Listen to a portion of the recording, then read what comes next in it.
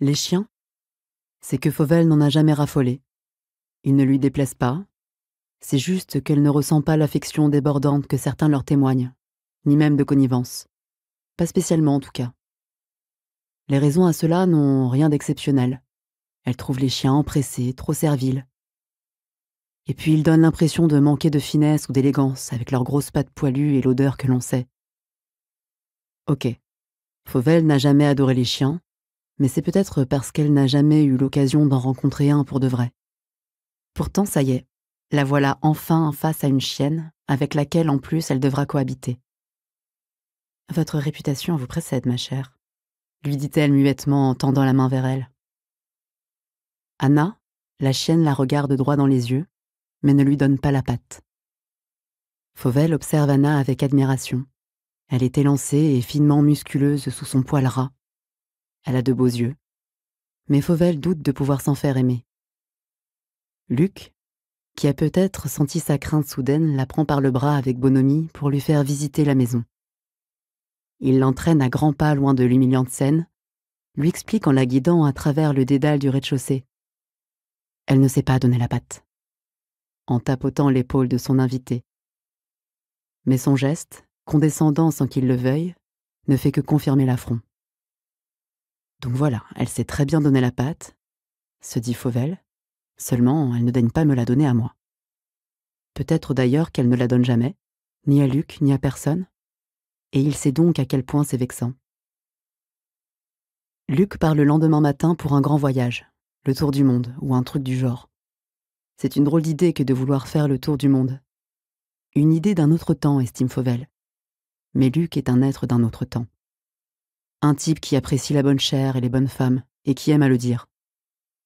On l'imagine aisément plus jeune, partir en Inde en stop, prendre des drogues psychédéliques, devenir bouddhiste, puis progressivement, à son retour, se remettre à manger du saucisson et commencer à voter au centre droit.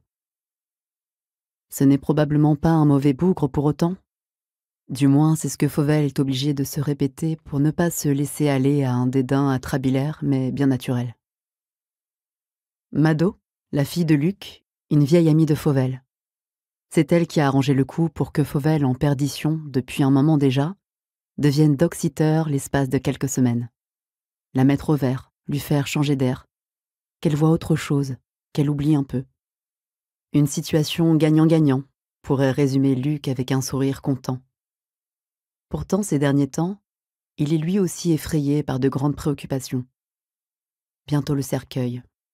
Et avant ça, la dégénérescence, la maladie. Les moments où le corps se liquéfie, où l'on sent presque déjà les asticots gigoter sous la peau. Alors il se dit qu'il aimerait profiter avant que ce soit tout à fait foutu. Voir le monde une dernière fois, tout embrasser, tout garder en soi pour que la mort soit, espérons-le, plus paisible. Sa copine, Hélène, une espèce de bienfaitrice possiblement amoureuse de lui mais assurément riche, qui les poursuit de son amitié depuis des dizaines d'années, a dû sentir son désarroi. Elle leur a pris un package chez un tour opérateur. Elle s'est chargée de tout, à tel point que Luc ne sait même pas quelle sera leur première étape. Il se laisse couler entre les mains douces et tachées de nicotine d'Hélène, se laisse couler dans le voyage et l'oubli. Et voilà comment il se retrouve à confier son précieux toutou à la copine un peu bizarre de sa fille, Fauvel, qu'il connaît de loin depuis leur adolescence à toutes les deux. Elle lui semblait alors la plus prometteuse du duo, à tel point que Luc se demandait avec une certaine amertume ce que Fauvel trouvait à sa propre fille. Mado, apathique et défoncée, avec au coin des lèvres toujours un pétard ou bien précocement la salive sèche des très vieilles personnes et des hachichins. Fauvel était alors un feu follet, un être vif aux longs membres ondoyants. Elle avait un tas d'idées inhabituelles qu'elle disséminait de sa voix timide. Aujourd'hui, c'est une personne triste et fatiguée. Luc a remarqué ses ongles salement rongés sur des doigts rougeaux et courts, les mèches molles rangées derrière les oreilles trop grandes, et surtout l'œil crevé, depuis peu. Mado lui a parlé de cette mésaventure avec la police, d'une blessure aux effets secrets et terribles, qui sape son énergie et la plonge dans un interminable cauchemar.